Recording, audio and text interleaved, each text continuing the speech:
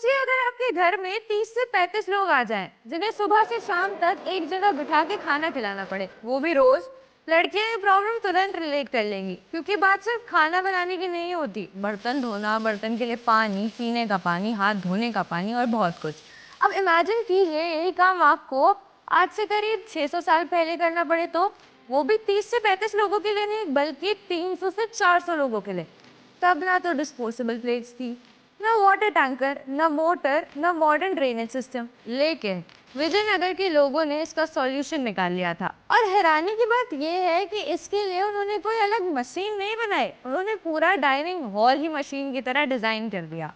So friends, welcome to ancient India modern Marvel.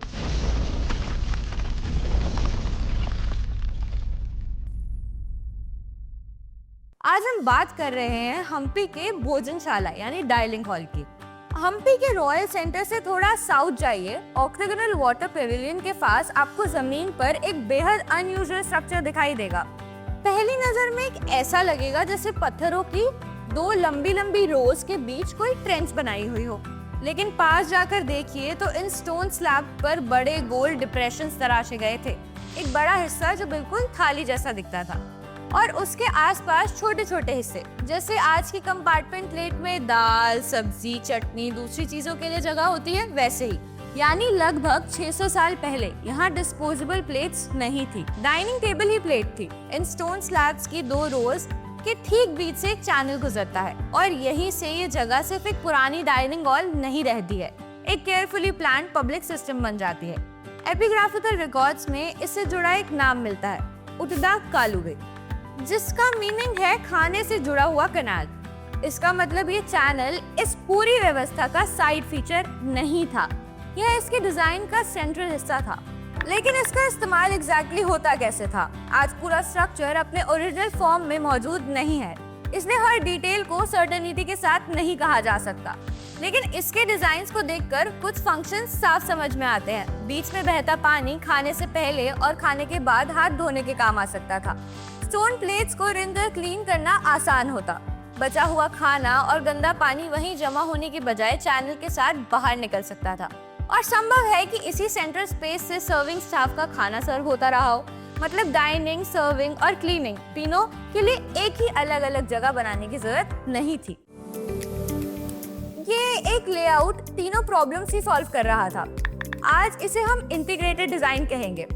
लेकिन अब सबसे बड़ा सवाल क्या आता है, इस चैनल में पानी आता कहां से था? क्योंकि हम्पी की जियोग्राफी आसान नहीं है।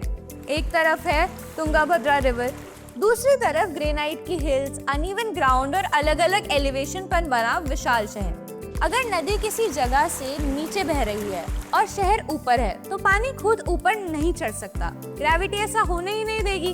तो क्या विजयनगर के इंजीनियर्स के पास कोई एंशिएंट पंप था? नहीं, उनका सॉल्यूशन इससे ज्यादा स्मार्ट था। उन्होंने पानी को ऊपर चढ़ाने की कोशिश की ही नहीं, उन्होंने पानी को वहां से पकड़ा जहां वह पहले से शहर के मुकाबले काफी ऊंचाई पर था। तुंगाभद्रा के अपस्ट्रीम हिस्सों में एनीकट्स यानी छोटे डैम्स बनाकर रिवर वाटर को डाइवर्ट किया गया। फिर कैनाल्स को जमीन की नेचुरल स्लोप के साथ इस तरह निकाला गया कि पानी धीरे धीरे नीचे आते हुए शहर की तरफ ट्रैवल करे। इसे ऐसे समझिए कि अगर आपको किसी बॉल को बिना धक्का दिए एक जगह से दूसरी जगह पहुंचाना हो, तो आप बॉल को नीचे से ऊपर नहीं धकेलेंगे, आप उसे किसी ऊंची जगह पर रखकर उसके लिए सही स्लोप बनाएंगे, फिर ग्रेविटी खुद काम करेगी। हम्पी का वाटर नेटवर्क भी कुछ इसी लॉजिक पर चलता था। राया कनाल, बसावना कनाल और तुर्तु कनाल जैसे बड़े चैनल्स इस सिस्टम का हिस्सा थे। जहां जमीन बीच में नीचे चली जाती थी, वहां स्टोन एक्वेडक्ट्स पानी को उस गैप से ऊपर लेकर आ जाते थे। जहां पानी को रोकना होता था, वहां टैंक्स और रिजर्वॉयर्स बनाए गए, और जहां फ्लो कंट्रोल करना होता था, वहां छोटे चैनल्स और आउटलेट्स काम आते थे।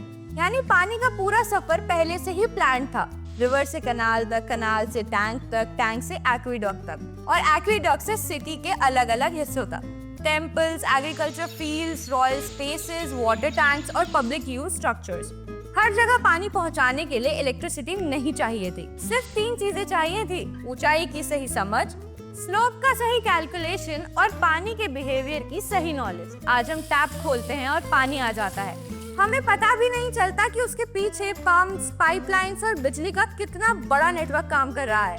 हम्पी में सिस्टम दिखाई देता था, पत्थर के चैनल्स में, एक्विडक्ट्स में, टैंक्स में, और इस भोजनशाला के बीच से गुजरती थी वो पतली सी लाइन। लेकिन इस जगह की इंटेलिजेंस सिर्फ पानी तक सीमित नहीं थी। इन प्लेट्स को देखिए, हर किसी के लिए अलग अलग यूटेंसिल्स बनाने, रखने और बार बार बदलने की बजाय पत्थर के स्लैब्स में ही खाने की जगह कार्व कर दी गई थी। ये स्लैब्स ड्यूरेबल थी, बार बार इस्तेमाल की जा सकती थी, पानी से धोई जा सकती थी, और इनके टूटने या खत्म होने का सवाल किसी मिट्टी या लकड़ी के बर्तन की तरह बार बार पैदा नहीं होता था। आज हम इसे रीयूजेबल इंफ्रास्ट्रक्चर कहेंगे। यहाँ प्लेट किसी सामान की तरह इस्तेमाल नहीं हो रही थी, प्लेट आर्किटेक्चर का हिस्सा थी, और इसी वजह से स्ट्रक्चर इतना इंटरेस्टिंग है, क्योंकि इसे सिर्फ सुंदर बनाने के लिए डिजाइन नहीं किया गया था, ये काम करने के लिए बनाया गया था। लोग एक तरफ बैठे, बीच से सर्विंग हो, पानी पास में रहे, और खाना खत्म होने के बाद उसी जगह को आसानी से साफ किया जा सके। एक मॉडर्न कैफेटेरिया में इन सभी कामों के लिए अलग अलग जोन्स होते हैं। हम्पी के इस भोजनशाला में वही पूरी प्लानिंग थी। कुछ स्टोन स्लैब्स और एक चैनल में फिट कर दिए गए थे। लेकिन यहाँ एक और बात समझना बहुत जरूरी है। हम अक्सर एशियन स्ट्रक्चर्स को देखकर बस इतना कहते हैं उस समय के लोग कितने महान थे, और आगे बढ़ जाते हैं। लेकिन सिर्फ महान कह देने से हम उनकी इंटेलिजेंस को समझ नहीं पाते। असली सवाल होना चाहिए, उन्होंने कौन सी प्रॉब्लम सॉल्व की और कैसे की।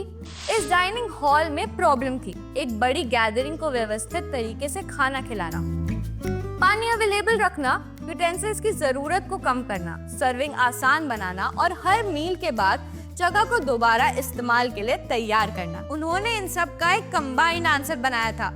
यानी ये सिर्फ डाइनिंग हॉल नहीं थी, ये एक पब्लिक फूड मैनेजमेंट सिस्टम था, और इसके पीछे था एक कल्चरल थॉट। तैत्तिरीय उपनिषद में कहा गया है, अन्नम ब्रह्मेति व्यजानात्, अर्थात अन्न को ब्रह्म के रूप में जाना। इंडियन ट्रेडिशन में किसी को भोजन कराना सिर्फ चैरिटी नहीं माना गया है, ये एक रिस्पॉन्सिबिलिटी थी। अन्नदान की यही सोच आगे टेम्पल्स की कम्युनिटी किचन्स, भंडारे और दूसरे पब्लिक फीडिंग सिस्टम्स में दिखाई देती है। लेकिन केवल ये सोच लेना कि लोगों को भोजन कराना चाहिए यही काफी था। उस थॉट को हर दिन ग्राउंड पर चलाने के लिए प्लानिंग चाहिए थी, फूड चाहिए था, वाटर सप्लाई चाहिए थी, सर्विंग सिस्टम चाहिए था, और क्लीनिंग का सॉल्यूशन चाहिए था। यानी वैल्यू ने पर्पस दिया और इंजीनियरिंग ने उसे पॉसिबल बनाया। यही हम्पी की भोजनशाला का असली मार्वल है। वो हमें ये नहीं बताती कि उस दौर के लोगों के पास आज जैसी टेक्नोलॉजी थी, वो उससे कहीं ज्यादा इंटरेस्टिंग बात बताती है, उनके पास अपनी प्रॉब्लम्स के हिसाब से सही टेक्नोलॉजी थी। तो अगली बार जब आप हम्पी की इस भोजनशाला के सामने खड़े हों, सिर्फ पत्थर पे बनी थालियां मत देखिएगा, उस इंसान को इमेजिन कीजिएगा जिसने पहली बार सोचा होगा क्यों ना प्लेट को ही बिल्डिंग का हिस्सा बना दिया जाए। उस इंजीनियर को इमेजिन कीजिए जिसने पानी को ऊपर ढकेलने की बजाय उसके लिए एक ऐसा रास्ता बनाया कि ग्रेविटी खुद शहर तक उसे ले आए। So friends, this is Humpty's dining hall for you. A 600-year-old dining system where the plate, the table and the water network became one design. मिलते हैं Ancient India Modern Marvel के अगले एपिसोड में। तब तक stay curious and subscribe Soul.